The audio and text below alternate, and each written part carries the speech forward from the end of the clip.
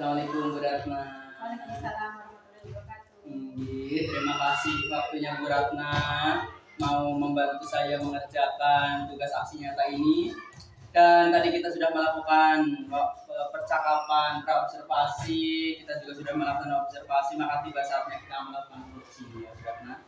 Oleh karena itu, mari kita mulai saja coachingnya, tetapi nanti izinkan saya untuk merekam dulu karena ini untuk tugas dan diupload. Kemudian nanti kita coachingnya menggunakan alur tirta. Nah, nanti ada tujuannya bagaimana, identifikasinya bagaimana, rencana aksinya bagaimana, dan tanggung jawabnya. Oleh karena itu mari kita mulai saja ya dengan bacaan basmalah bersama. Bismillahirrahmanirrahim. Baiklah Bu Ratna, kita sudah berada di ruang ini, tentu Bu Ratna ingin melakukan sesuatu. Kira-kira rencana dari pertemuan ini apa? Rencana dari pertemuan ini ya Pak, tadi kan sudah ada praobservasi, kemudian ada observasi. Nah, mungkin saat ini saya rencananya itu ingin berkonsultasi tentang untuk menemukan bagaimana solusi dari permasalahan yang saya dapatkan tadi di pembelajaran kelas. Oh iya. Saya memang melihat Bu Ratna tadi sudah mengajar cukup baik dan ada beberapa catatan, tapi mari kita lanjutkan ini. Untuk tujuannya sendiri di pertemuan ini kira-kira apa, Bu? Tujuannya yaitu untuk aktivitas untuk diri saya, untuk pengembangan diri dengan tujuan untuk meningkatkan peningkatan kualitas pembelajaran yang terjadi di kelas. Oh iya, betul sekali. Memang sebagai seorang guru kita harus selalu meningkat terus. Nah, untuk tadi tujuannya kan seperti itu. Kalau mungkin definisi yang lebih spesifik itu bagaimana tentang tujuannya tadi? Definisi tentang tujuan, kalau menurut saya sendiri tujuan itu di mana saya itu bisa menemukan rencana aktivitas mengenai pengembangan diri saya sendiri yang mungkin nantinya dapat diterapkan di kelas dan untuk mengetahui tujuan yang hendak saya capai serta bagaimana ukuran keberhasilan itu sendiri. Iya itu ada garis yang garis bawah ukuran keberhasilan. Berarti ukuran keberhasilan yang Bu Ratna maksudnya bagaimana? Mungkin menurut saya sendiri ukuran keberhasilan yang saya maksud itu tentang mengungkapkan aktivitas-aktivitas dari pengembangan diri saya sendiri yang nantinya bisa diterapkan dalam pembelajaran di kelas. Kemudian pengembangan mengenai cara untuk membuat RPP. Setelah membuat RPP nanti kan akan terlaksana pembelajaran yang lebih baik. Kemudian nantinya juga ada evaluasi yang lebih baik lagi. Berarti ukurannya nanti siswa menjadi antusias saat belajar dan RPP-nya jadi bagus begitu ya? Betul. Baik. Kemudian kita kan tujuannya tadi untuk menjadi pembelajaran yang baik seperti itu. Kalau pembelajaran yang baik menurut berarti bagaimana? Kalau menurut saya sendiri pembelajaran yang baik itu pembelajaran yang sesuai dengan kurikulum yang terbaru yang saat ini diterapkan oleh pemerintah. Nah, kurikulum yang saat ini diterapkan itu kan ada yang menggunakan itu ya Pak, kurikulum merdeka. Ya. Nah, saat ini itu kan jadi pembelajaran yang dilakukan itu harus sesuai dengan kurikulum merdeka. Iya, karena memang kan berarti kelas 2 ya? Iya. Sekarang belum, tapi tahun depan nih sih pasti. Jadi harus menyesuaikan dengan perkembangan zaman sekarang. Iya, betul sekali.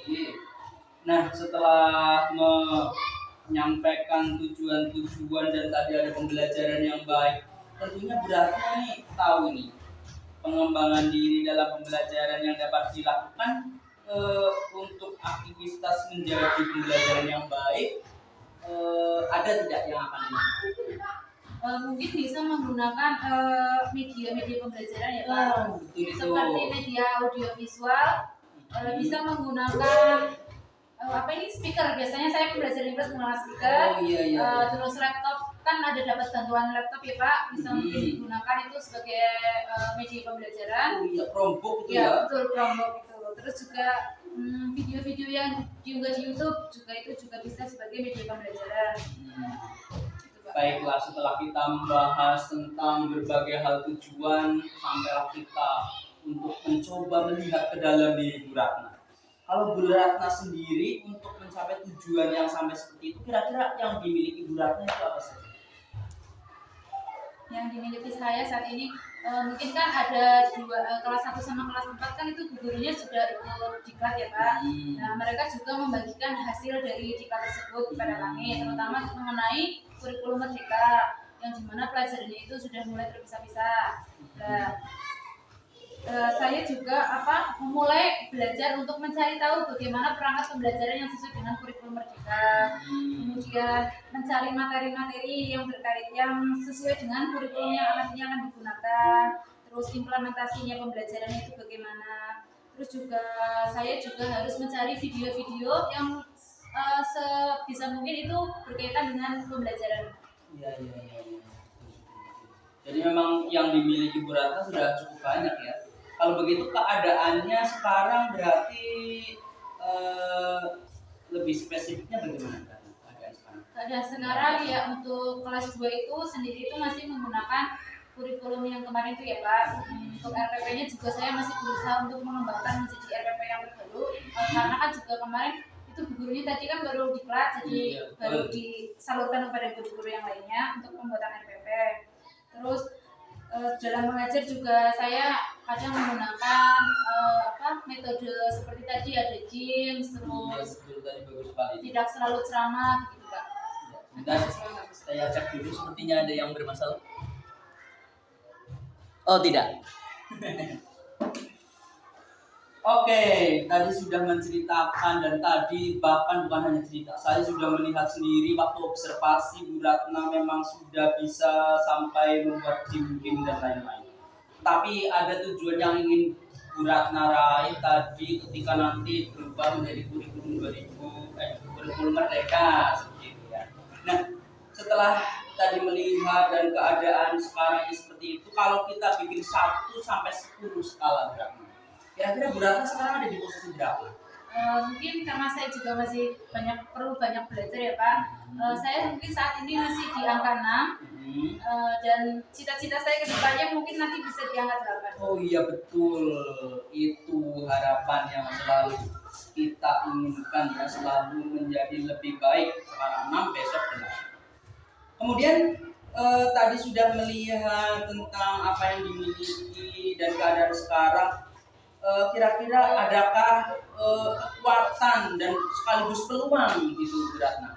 Bu Ratna kekuatannya apa, kemudian peluang-peluang yang bisa diambil besok ketika kurikulum merdeka bagaimana? Untuk saat ini saya sedang semangat-semangatnya untuk belajar. Itu kekuatan utama. Ya. Terus untuk menyampaikan dan menyajikan pembelajaran yang berkualitas, tentunya yang selalu mengikuti perkembangan zaman sekarang. Terus juga saya mempunyai pengalaman mengajar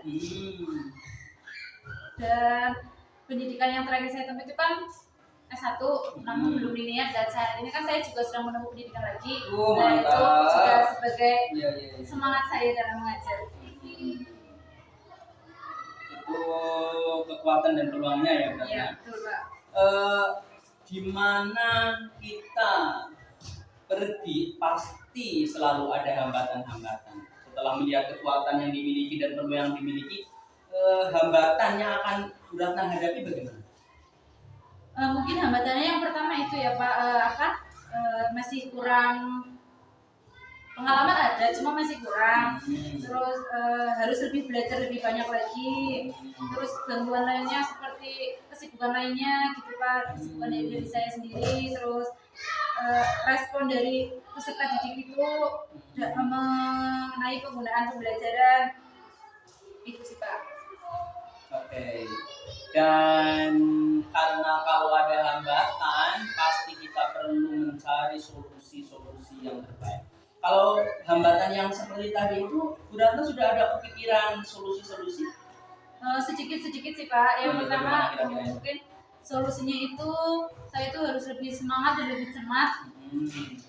Terus untuk masalah kesibukan, kan setiap individu itu kan mempunyai kesibukan. Mungkin nantinya bisa dijadwalkan lagi bagaimana cara manajemen waktu untuk diri saya sendiri. Manajemen waktu, iya. Membuat target dan membuat prioritas gitu Pak. mana yang lebih dipentingkan itu mana dulu gitu Pak. Mungkin nanti bisa dibuatkan jadwal seperti itu. Iya iya iya. Skala prioritas itu ya. Wah, ternyata pemikiran Bu Ratna memang bagus sekali nih. Fresh graduate. Setelah kita memiliki pemikiran itu nanti tidaklah menjadi apa-apa kalau belum dilaksanakan. Nah, untuk melaksanakan pemikiran itu rencananya bagaimana? Rencananya nanti mungkin saya setiap harinya kan saya juga di kelas ya Pak. Dari saya di kelas itu kan juga melakukan pengamatan atau observasi. Nah nanti setelah dari pengamatan saya itu mungkin saya akan memetakan bagaimana apa saja kebutuhan siswa. Terus saya juga melihat dari apa namanya riwayat nilai semester lalu itu bagaimana, serta akan membuat tes diagnosis gitu Pak. Oh iya iya iya. Tes diagnosis. Selain itu juga ini ya Pak, RPP-nya juga harus disesuaikan dengan kebutuhan murid. Oh iya tadi yang di awal itu ya, kan Bu Ratna memang menginginkan RPP yang merdeka belajar begitu. Nah dari beberapa rencana-rencana itu yang prioritas yang mana? Prioritas saya yaitu mungkin kalau siswa anak kecil mungkin lebih tertarik kepada video ya Pak. Jadi prioritasnya itu mungkin lebih memprioritaskan menggunakan pembelajaran video. Iya iya iya iya, berarti di media belajar itu ya. Ya bisa diunggah di YouTube gitu Pak. Betul betul betul, apalagi anak sekarang memang suka bermain medsos.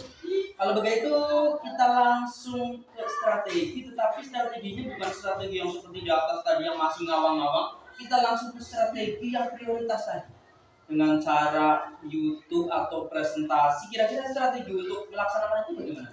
Mungkin ada beberapa strategi yang bisa dilakukan ya Pak. Yang pertama mungkin ada jadi melakukan pendataan kepada setiap individu atau setiap siswa. Itu disesuaikan dengan kebutuhan. Terus kemudian itu dicatat secara berkala, terus dilihat perkembangannya itu bagaimana skala perkembangannya Pak. Itu yang pertama. Terus yang kedua bisa tadi memanfaatkan laptop yang dari bantuan dari sekolah. Chromebooknya juga betul. bisa digunakan untuk editing atau misalnya membuat video itu juga bisa ya Pak. Betul betul betul. Ya. Terus membuat RPP yang berdiferensi proses dan hasil juga bisa Pak. Iya itu di kurikulum merdeka itu ada itu. Sesuai dengan kurikulum merdeka. Terus yang keempat menurut saya itu ada pengendalian kelas yang bisa dibagi menjadi beberapa kelompok dan pembentukan tempat duduk agar lebih kondusif. Oh iya iya iya iya. Ternyata Bu Ratna meskipun belum pelatihan sudah mulai tahu tentang cara pembelajaran yang berdiferensiasi. Masya Allah sekali ini. Baiklah, setelah ada rencana maka selanjutnya tinggal planning waktunya. Nah, untuk waktunya sendiri bagaimana Bu Ratna? Untuk waktunya untuk membuat RPP mungkin bisa dilakukan ketika hari Sabtu atau Minggu ya Pak, akhir minggu itu weekend. Oh iya. Besok ya. Terus nanti pas hari Seninnya diterapkan seperti itu Pak. Berarti satu sekali ya langsung dilaksanakan. Semoga ada perkembangan yang signifikan yang terlihat. Amin. Setelah nanti Bu Ratna mulai mengerjakan mulai Sabtu depan itu, kalau Bu Ratna berhasil kemudian belum berhasil itu ukurannya bagaimana Bro? Ukuran keberhasilan saya itu yang pertama itu saya tahu dan bisa cara untuk membuat RPP. Tahu dan bisa. Ya. Terus bisa menerapkan pembelajaran yang berdiferensiasi serta evaluasinya.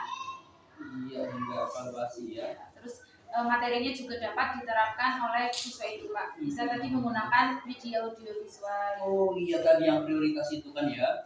Baiklah. Kemudian tadi kan kita juga membahas tentang hambatan dan gangguan. Nah untuk nanti setelah mulai melakukan prakteknya kemudian mungkin ada keberhasilan tapi mungkin juga ada kegagalan. Kira-kira untuk mengantisipasi gangguan-gangguan bagaimana? Mungkin bisa dilakukan dengan cara preventif ya Pak, dengan melihat keadaan sekitar atau membaca keadaan sekitar yang sekiranya itu bisa mendapat gangguan, mengganggu atau yang mengganggu gitu loh Pak. Nah kalau yang sekiranya itu mengganggu itu kan bisa dicegah terlebih dahulu sebelum terjadi gitu Pak. Nah kalau misalnya ada yang sudah terjadi itu mungkin kita harus lebih sabar dan bisa ditindaklanjuti sesuai dengan apa yang terjadi Pak. Baik. Sebentar, saya cek dulu videonya. Aman. Kita langsung bagian terakhir Bu Ratna, yaitu setelah Bu Ratna sudah memikirkan dengan sangat keras, bahkan saya hanya bertanya sedikit, Bu Ratna sudah muncul berbagai ide-ide yang kreatif. Kemudian kita mencoba kadang-kadang itu keistiqomahan yang terganggu Bu Ratna. Kalau komitmen Bu Ratna terhadap rencana aksi tadi bagaimana? Komitmen diri saya sendiri yaitu saya bercita-cita untuk menjadi guru yang memiliki berkepribadian yang baik, yang semoganya nanti dengan berkepribadian yang baik bisa menjadi ASN atau P3K kedepannya, yang bisa menjadi teladan atau contoh bagi guru-guru lainnya, Pak. Iya, mantap sekali. Kemudian siapa kira-kira yang bisa membantu Bu Ratna dalam menjaga komitmen tersebut? Yang pertama itu ada kepala sekolah ya Pak, Kepala sebagai sekolah. tempat untuk konsultasi, serta ada guru-guru lainnya yang juga membantu gitu loh Pak. Yang terutama yang sudah menerapkan kurikulum merdeka, ada Bu Hanina dari kelas 1 dan Bu Siti Mukarema kelas 4. Iya, kepala Bu Hanina dan Bu Mukaroma. Gitu ya. Kemudian kita sudah melakukan perbincangan ini. Nanti kalau kemudian hilang tanpa ada perbincangan lagi, tentu akan kehilangan juga momentum. Kira-kira dari hasil ini tindak lanjutnya bagaimana tentang coaching? Tindak lanjutnya itu mungkin bisa nanti saya akan membuat jadwal-jadwal dengan step-step yang nantinya ditulis agar bisa selalu diingat dan bisa menjadi pedoman dan nantinya secara nyata akan dilaksanakan. Untuk waktunya? Untuk waktunya hari Sabtu, sekarang Sabtu, mungkin bisa nanti sore dan Minggu besok kan hari libur ya Pak. Hari Sabtu dan Minggu itu kan agak waktu luang. Nah itu bisa dimanfaatkan sebagai persiapan di hari Seninnya nanti bisa diterapkan. Baik. Saya juga akan selalu membuka waktu dan kesempatan jika Bu Ratna ingin berkonsultasi lagi, saya siap 24 jam. Nomor HP juga sudah ada kan ya? Iya Pak. Baiklah. Dari perbincangan dari awal hingga akhir ini, bagaimana perasaan Bu Ratna dan apakah ada kesimpulan dari perbincangan dari awal hingga akhir ini? Percakapan ini menurut saya itu sangat luar biasa ya Pak, terutama bisa membuka cakrawala atau pengetahuan saya menjadi sangat lebih luas. Yang tadinya saya mungkin masih bingung, mungkin sekarang saya menjadi tahu dan bisa tahu tentang pengembangan diri, pengembangan diri saya sendiri dalam proses pembelajaran itu tadi Pak. Terus juga dalam percakapan ini tadi Pak, fokusnya itu kan mengenai pengembangan diri dalam pembelajaran. Terus saya dapat mencoba menggunakan metode-metode tadi, misalnya kurikulum merdeka nanti ada pembelajaran yang berdiferensiasi, terus membuat media pembelajaran yang audiovisual dengan media audiovisual yang bisa dapat diupload di YouTube gitu Pak. Seperti itu. Baik, itulah, terima kasih Bu Ratna. Mudah-mudahan percakapan ini benar-benar apa yang dikatakan Bu Ratna bisa luar biasa dan bisa menjadikan Bu Ratna semakin semangat untuk mengajar dan menyongsong P3K dan guru profesional. Amin ya rabbal alamin. Seperti itu saja Bu Ratna, mudah-mudahan bermanfaat. Saya tutup. Assalamualaikum warahmatullahi wabarakatuh. Waalaikumsalam warahmatullahi wabarakatuh. Terima kasih.